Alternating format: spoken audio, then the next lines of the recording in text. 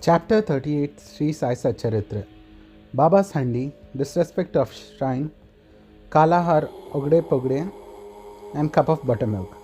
In the last chapter, we describe Baba's Chowdi procession. In this, we take up Baba's Handi, that is cooking pot, and some other subjects. Preliminary. Oh, blessed Sadguru Sai, we bow to you, who have given us happiness to the world, accomplished the welfare of the devotees, and have removed the affliction of those who have resorted to your feet. Being very liberal and being the protector and savior of the bhaktas who surrendered themselves to you, you incarnate yourself in this world to oblige the people and do good to them. The liquid essence of pure self was poured into the mold of Brahma, and out of that had come the quest gel or saints, that is Sai. The Sai is Atmarama himself. He is the adobe of perfect divine bliss. Having himself attained all objectives of life, he made his devotees desireless and free. Baba's Handi. Different sadhanas, that is means of accomplishments, are prescribed in our scriptures for different yugas.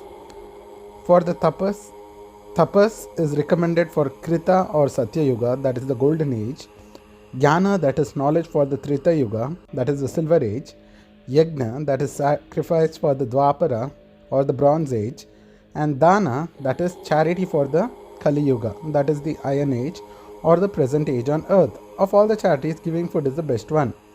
We are much perturbed when we get no food at noon. Other beings also feel the similar thing. Knowing this, he who offers food to the poor and hungry is the best donor or charitable person. The Taittiriya Upanishad says that food is Brahman, from food all the creatures are born, and having been born by food, they live, and having departed into food again they enter. When any Atiti, that is uninvited guest, comes to our door at noon, it is our duty to welcome him by giving him food. Other kind of charities, that is giving away wealth, property and clothes, etc., require some discrimination. But in the matter of food, no such consideration is necessary. Let anybody come to our door at noon, he should be served forthwith, and if lame, crippled, blind or diseased pauper come, they should be first fed, and the able-bodied persons and our relations afterwards. The merit of feeding the poor is much greater than the feeding of the latter.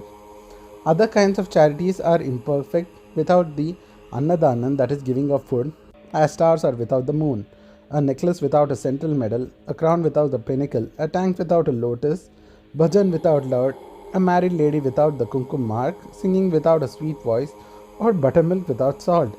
Just as a varan, that is a dal soup, excels all other dishes, Annadanam is the best of all merits. Now let us see how Baba prepared food and distributed it. It has been stated before that Baba required very little food for himself, and what little he wanted was obtained by begging from few houses. But when he took to his mind to distribute food to all, he made all preparations from beginning to end himself. He depended on nobody and troubled none in this matter. First he went to the bazaar and brought the things, corn, flour, spices, etc., for cash. He did all the grinding in the open courtyard of the masjid. He arranged a big hearth, and after lighting a fire underneath, kept the handi over it with a proper measure of water. There were two kinds of handi, one small and the other one big.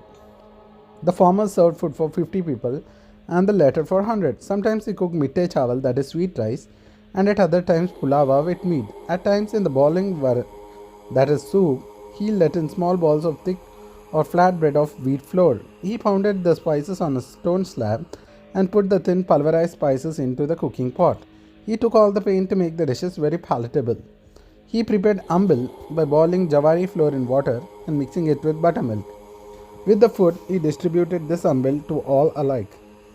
To see whether the food was properly cooked or not, Baba pulled up his sleeve of his kafni and put his bare arm into the boiling cauldron without the least fear, and churned the whole mass from side to side, up and down. There was no mark of burn on his arm, no fear on his face. When the cooking was over, Baba got the pots in the masjid and had them duly consecrated by the Molvi, that is the Muslim leader. First he sent part of the food as prasad to Mahasabati and Tatya Patil, and then he served the remaining contents with his own hands to all the poor and helpless people with their hearts content. Really blessed and fortunate must be those people who got food prepared by Baba and served by him. Somebody may raise a doubt here and ask, did Baba distribute vegetable and animal food as prasad alike to all his devotees? The answer is plain and simple. Those who were accustomed to eating animal food were given food from the handi as prasad, and those who were not accustomed were not allowed to touch it. He never created in them any desire to indulge in this food.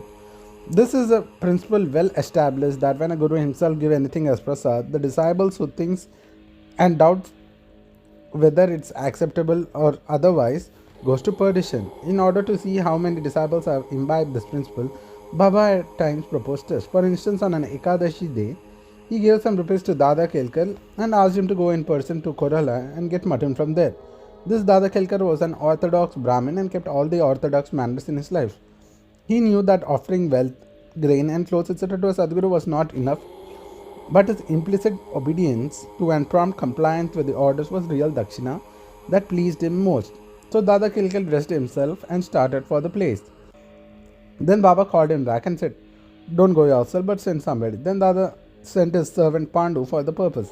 Seeing him starting, Baba asked Dada to call him back and cancel the program. On another occasion, Baba asked Dada just to see how the salted pulava, that is the mutton dish, was done.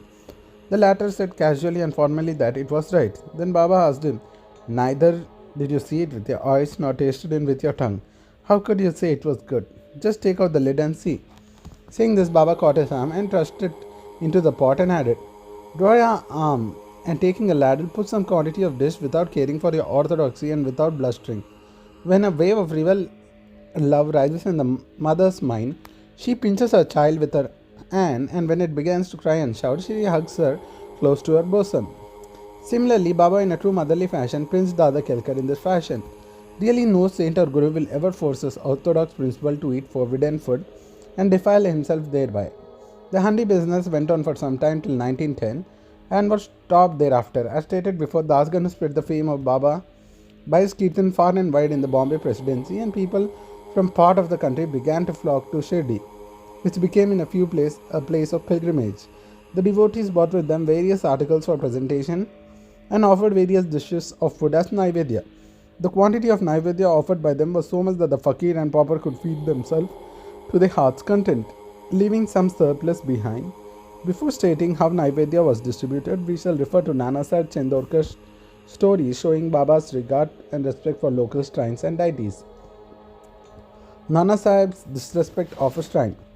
By drawing inferences or guessing in their own way, some people said that Baba was a Brahmin and some said that he was a Muslim, really belonged to no caste. No one definitely knows where he was born and which community he was from, who his parents were. Then how could he be a Muslim or Brahmin? If he were a Muslim, how could he keep Duni fire burning in the masjid, and how could he be a Tulsi Vrindavan there? How could he allow the blowing of conches and ringing of bells and the playing of musical instruments? And how could he allow all the different forms of Hindu worship there? Had he been a Muslim, how could he have pierced his ears, and how could he have spent money from his own pocket for repairing Hindu temples? On the contrary, he never tolerated the slightest disrespect to the Hindu shrines and deities. Once Nana Sahib Chandorkar came to Shirdi with his sadhu, that is the husband of his sister-in-law, Mr. Biniwala. When they went to the masjid and sat before Baba talking, the latter suddenly got angry with Nana Sahib and said, "You are so long in my company, and how do you behave like this?" Nana Sahib then at first did not understand anything and humbly requested Baba to explain. Baba asked him when he came to Kopargaon and how he came to Shirdi from there. Nana Sahib then at once realized his mistake. He usually worshipped the shrine of Dattatreya on the banks of the Godavari at Kopargaon on his way to Shirdi. But this time he dissuaded his relation, who was a Dattatreya Bhakta, from going to that shrine to avoid delay and go straight. He confessed all this to Baba and told him that while bathing in the Godavari, a big thorn went in his foot and gave him much trouble. Baba said that that was the slightest punishment he met and warned him to be careful in the future. Kala, that is Hogde Pogde. To revert to the distribution of Naivedya, food offered to God after the Aarti was over, and Baba sent away all the people with Udi and blessing. He went inside and sat in the back of the Nimbar for meals with 2 rows of Bhaktas, one on each side. The Bhaktas who brought Naivedya thrust inside their dishes containing different varieties of food such as puris, mandi, polis, basundi, sanza, fine rice, etc., and kept waiting outside for prasad consecrated by Baba. All the foods were mixed in a hot pot, that is stew of vegetables or meat, and then placed before Baba. He offered it to the gods and consecrated it. Then portions of the same were given to the people waiting outside, and the rest was served to the inner party with Baba at the center. The Bhaktas, sitting in 2 rows, then dined to their heart's content. Baba asked Shama and Nanasaheb Nimorkar daily to serve the consecrated food to all the people sitting inside and look to their individual needs and comforts. This they did very carefully and willingly. Every morsel of the food thus partaken gave them nutrition and satisfaction. Such lovely, sweet, and consecrated food it was, ever auspicious and ever early. Cup of buttermilk. Once Hemadpant had eaten his full in his company when Baba offered him a cup of buttermilk, a fermented milk drink. Its white appearance pleased him, but he was afraid that there was no space inside for him. He, however, took a sip which proved very tasty. Seeing this flattering attitude, Baba said, "Drink it all. You won't get any such opportunity hereafter." He drank it off then, but found that Baba's words were prophetic, for he passed away soon. Now, readers, we have certainly to thank Hemadpant. He drank the cup of buttermilk, but has supplied us with sufficient quantity of nectar in the form of Baba's Leelas. Let us drink cups and cups of nectar and be satisfied and happy. Bo to Sri Sai, peace be to